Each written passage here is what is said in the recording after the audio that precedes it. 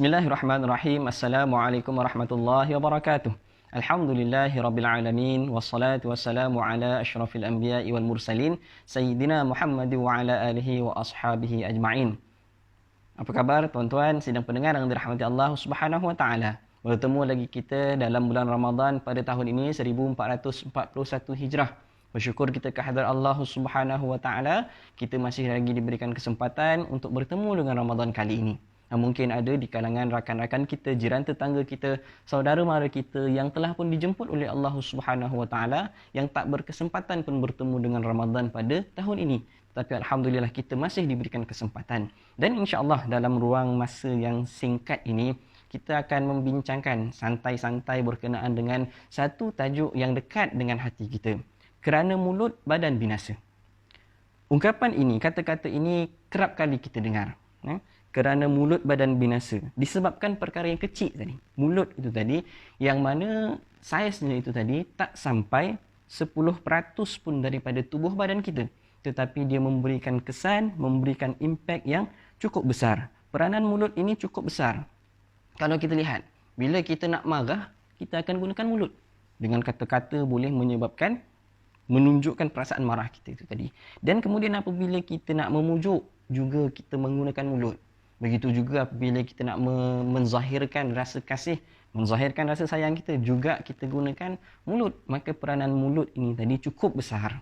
Mulut ini tadilah yang akan menentukan adakah kita dalam keadaan yang marah, adakah kita dalam keadaan yang sedang berkasih, bersayang, ataupun dalam keadaan yang sedang hari ini santai kita berkuliah, berceramah dan sebagainya, juga menggunakan mulut. Jadi sidang pendengar yang dirahmati Allah Subhanahu wa taala, kerana mulut badan binasa, kita boleh lihat peringatan yang Allah Subhanahu wa taala berikan kepada kita dalam surah Al-Ahzab ayat 70 hingga 71. A'udzu billahi minasyaitonir rajim.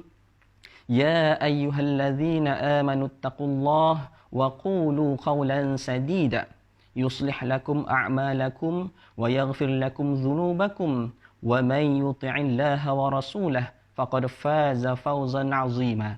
Sadaqallahul azim.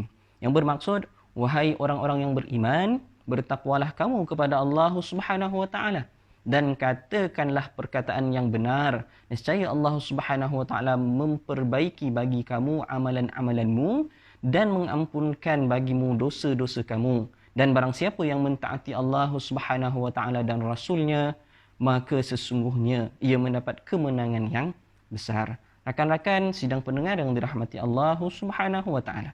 Dalam ayat ini Allah Subhanahu wa taala memberi peringatan kepada kita untuk bertakwa itu tadi, maka hendaklah kita menyampaikan perkataan yang benar. Maknanya cakaplah perkara yang betul sahaja. Janganlah kita gunakan mulut ini cakap ikut sedap hati kita, ikut sedap mulut kita, nak cakap apa sahaja, tak jaga hati orang lain. Dan hari ini sidang pendengar yang dirahmati Allah Subhanahu wa taala, peranan mulut ini tadi diambil alih dan juga dikongsi oleh jari jemari kita yang ada ni. Kalau dulu mungkin bila bercakap berkenaan dengan kerana mulut badan binasa ini tadi, hanyalah lisan ini tadi yang memberi kesan. Tetapi hari ini dengan kepesatan teknologi, jari jemari kita ini juga boleh memberikan kesan. Jadi jemari kita ini juga boleh mengambil peranan mulut tadi. Jadi hari ini mungkin boleh kita ubah kata-kata itu tadi kepada kerana jari juga badan boleh binasa. Tuan-tuan, puan-puan yang dirahmati Allah Subhanahu wa taala.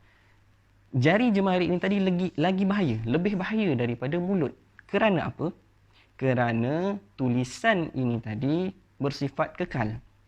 Tulisan ini tadi boleh dibaca berulang-ulang kali berbanding dengan mulut tadi. Lisan tadi, sekali lalu, sekali imbas, dah lupa dah. Tak besok dah tak boleh nak dengar lagi. Tapi tulisan boleh dibaca berulang kali dan memberikan kesan yang lebih mendalam kepada hati. Luka di tangan boleh diubati, luka di hati siapa yang tahu. Jadi maknanya kesan daripada tulisan tadi, kata-kata kita tadi akan memberikan luka yang mendalam di dalam hati yang sukar untuk diubati dan mungkin akan menyebabkan perasaan sakit itu tadi akan dipendam dan akhirnya membinasakan. Bukan hanya membinasakan orang yang mendengar kata-kata kita, orang yang membaca tulisan kita itu tadi, tetapi juga dia akan memberikan kesan kepada diri kita sendiri yang menuturkan kata-kata itu tadi. Jadi tuan-tuan pendengar yang dirahmati Allah Subhanahu wa taala, marilah sama-sama kita renungi pandangan beberapa ulama tentang bahayanya lisan. Yang pertama, kita lihat pandangan Anas bin Malik radhiyallahu anhu. Katanya, segala sesuatu itu akan bermanfaat dengan kadar yang berlebihan kecuali perkataan. Sesungguhnya berlebihan dalam perkataan itu membahayakan. Maknanya yang lain-lain tu kalau banyak tu bagus. Tetapi dalam kata-kata yang sikit itu lebih baik. Yang sikit itu lebih afdal. Yang kedua kita lihat kata-kata Abu Ad-Darda radhiyallahu anhu, yang mana berkata bahawa tidak ada kebaikan dalam hidup ini kecuali salah satu daripada dua keadaan.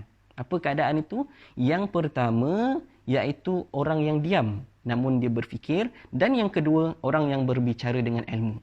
Maknanya kalau kita nak cakap tu kena ada ilmu. Kalau tak tahu nak cakap, diam. Itu pilihan yang kita ada. Jadi bersempena dengan bulan Ramadan Al-Mubarak, Ramadan Karim yang mulia ini, marilah sama-sama kita menginsafi diri, sama-sama kita jaga lisan kita, sama-sama kita jaga jari jemari kita supaya tidak menuturkan kata-kata yang boleh melukakan hati dan juga tidak menulis perkataan-perkataan yang boleh menyebabkan orang lain terasa, orang lain berduka dan sebagainya. Mudah-mudahan Allah Subhanahu wa taala memberkati dan merahmati kita, dan berhati-hatilah serta berfikirlah sebelum kita menuturkan sebarang kata-kata maupun sebelum kita menaikkan sebarang perkataan. Wallahu alam. Mudah-mudahan Allah Subhanahu wa taala memberkati dan merahmati kita semua, dan mudah-mudahan Ramadan pada tahun ini menjadi Ramadan yang terbaik buat kita semua. Aqulu qawli hadza wa astaghfirullahal azim li wa lakum. Wassalamualaikum warahmatullahi wabarakatuh.